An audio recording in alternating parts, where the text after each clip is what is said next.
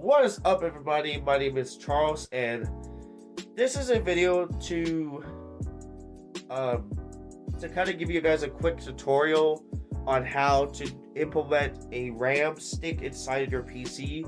Now, this is for anybody who wants to place an extra RAM stick inside of their own PC, especially when it comes down to gaming PCs. For those who are looking forward to trying to build their own PC on their own. So I figured this is a good time to do so, and also to learn about why is the video capture card a good thing to use, and why is it important on the aspect in this video as well. So anyways, let's get right into it.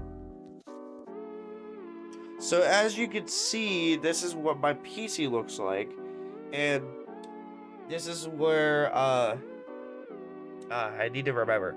This is where your power supply will go. This is where I forgot what this is called, but this is where one of the fans will go. It has this little thingamabobber to cover that up, and then it has this video thing, graphics, whatever you want to call it. And then you got your disk drive, even though most gaming PCs don't have that. And then, of course, if you have like a graphics card, like a low graphic a low profile graphics card or a normal graphics card that can run very well, it's up in there as well. And now we're just looking at pretty much where the RAM stick will go, and this is a good example of what it should look like. And as you can see right here, the shaping, how it's going to look like, is right here. And right now I'm giving it as an example of what it looks like, of what the RAM stick is going to look like when it's take off. It could be a different version, like you can see there's a shorter version or skinny version of the RAM stick, and this is based on like a model where you need to make sure it's compatible to what PC it is. And this one right here is DDR3, and this is the cheapest option that you could go from this company right here. And not only that, it worked when I did it, but now I'm gonna show you how you guys can gently place it inside of the RAM stick. So all you need to do is make sure you line up where the shaping is, and then all you need to do is making sure that the latches are off of the RAM stick, and make sure it's placed in there tightly, just like that. And all you need to do is push it down. So and be careful though, because you don't want to break the RAM stick. Hold on. I'm trying to like figure out how to do it again, because hold on. I'll be right back. Alright, so as you guys can see, I placed the RAM stick back up in here, and there it is right here. And now just keep this in mind, that whenever a RAM stick you put in is now, like, if it's new or a recurring state, what's going to happen here is if I turn on the PC right now and then turn mine on here, and by the way, this is the new opportunity to show you my new desk setup, but once I placed it in, it usually sometimes give like a beep, and all you need to do is on the keyboard, make sure you press escape and continue. And that's how you may be able to tell that if the RAM stick is up in there. So now, with that, you're already good to go, and it's ready to go. Also, my new mic cameo. Also, make sure, if you have one of these PCs like I do, make sure you put this back into the right way, how you have it when you take it off. Otherwise, you might not do it right. So now with the PC is now good to go, since I placed the cover back on. Now let's take about a time to know about the video capture card. So the only thing you need to do is, if I were you, if you get one of these guys on Amazon or anything like that, depending on what the hell is going on in the world, all you need to do is plug it in to a USB type A and make sure it's connected to the back of the PC. Why that's the case? Because if you place it into the front, it will look ridiculous because it will kind of mess up your setup a little bit. So make sure you always place it in the back and make sure it's above this out of everything else, if that makes a lot more sense. Or if you have if you have a gaming PC, you probably don't need to worry about that, I think, but you might still put it in the back of the PC. All we need to do left is go onto my PC and show you guys how to dang, this is like a long tutorial. To show you how the graphics card can be projected on and how you can hear it in a better proper way. Because the first time I actually let me look back towards me.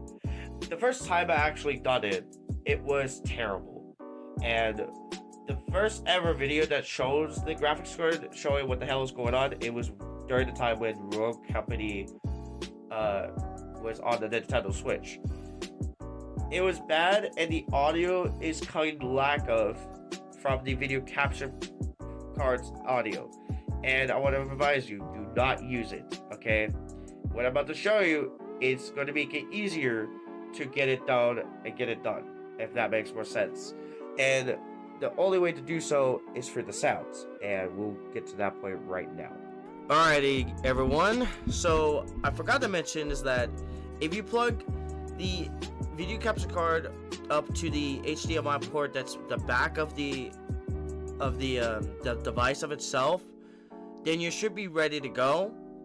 Now, the reason why I'm using my display capture is to show you guys on how to make sure it's projected. So you can see right here, this is the video capture device.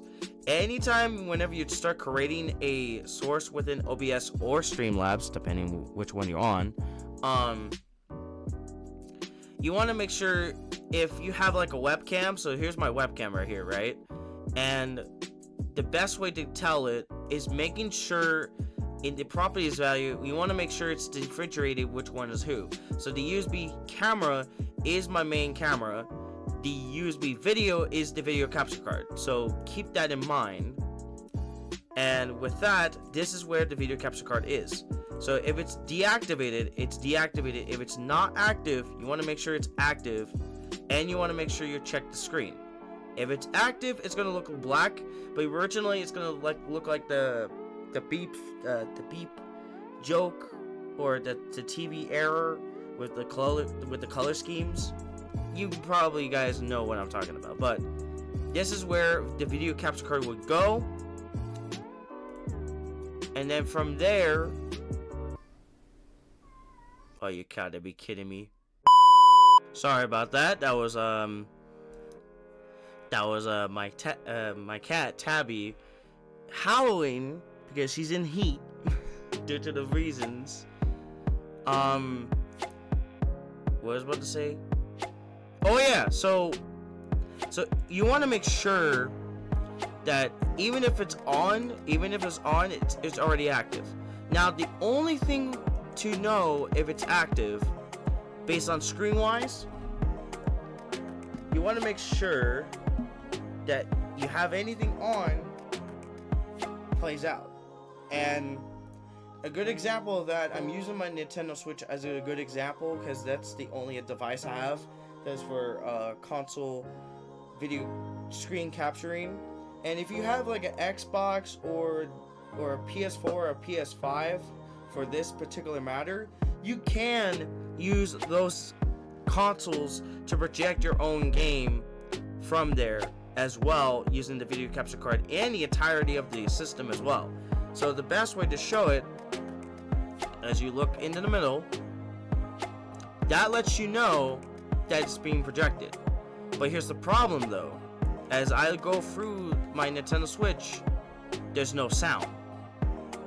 And the thing is, I'll show you real quick, if you know what I mean. If I move this downwards, if I put this up, the video capture device's sound is going to project it right here. Apparently, do not use that. That's not going to help. It's going to make it worse, and it won't work at all. So as you can see, my game is running pretty good, or the system itself is pretty good. In any game I could probably choose, it would run exactly how you expected, and you guys could see exactly what I'm doing. Alright everyone, just want to let you guys know that I have this screenshot up here on the screen if you want to look at it, and this is for changing up the resolution, and it's basically changing up the resolution for the video capture card to project your screen a lot more better in these settings, so that way it does not have that delay, and it really helps out. It makes it more easier to get this out of the way and get it done, where you don't have this lag. And this is Future Charles signing out. Now, the best way to do so is super easy. All you need to do is, hold on, let's give it much better. By the way, this is my actual setup. If you guys want to, if you guys already figured that out. Now, you want to go to the sound right here. Right-click on your mouse and go to sounds. Then from there, this window pops up. So all you need to do is go to recording, and you can see that my mic is right there, of the X5 of the Audio Pro, and then there's my microphone for my headset, and then everything else. This is where you need to find it, of the video capture card. It says digital audio interface. All you need to do is go click on it, and this another window pops open. All you need to do now is don't change the name. If you want to really change your name, change the name of the system, you can, of the video capture card, but I'll just rather leave it as digital audio interface. All you need to do now is go to listen to this device and apply it, and then close everything out, go back to OBS or Streamlabs. All you need to do now is video capture device. All you need to do now is gonna produce the actual sound from the actual Nintendo Switch or PS5 or even the Xbox itself, and it's very usable. It's useful whenever I do streams and try to play games on, like Fortnite is a good example. What else? Or any other game for this matter, if I have up in here that I could probably show. But yeah, so that is the tutorial for the RAM stick, how you're supposed to place it in, and with the how you're supposed to use the video capture card in the right way, on how you're supposed to project it, and how you're supposed to hear the sound without interruptions. And the best way to get the full experience is, I advise you to do something. This is a test, alright? Right click, window projector, and then boom, you got this. And if you want to go further, you can go full screen just like this, click on your actual monitor, and then boom, you're good to go. That's another way to do so. Other than that, that is it for me. Hopefully this tutorial video helps out. Other than that, let me know if you have any questions about this video, and I'll see you guys all next time. Stay fresh as always.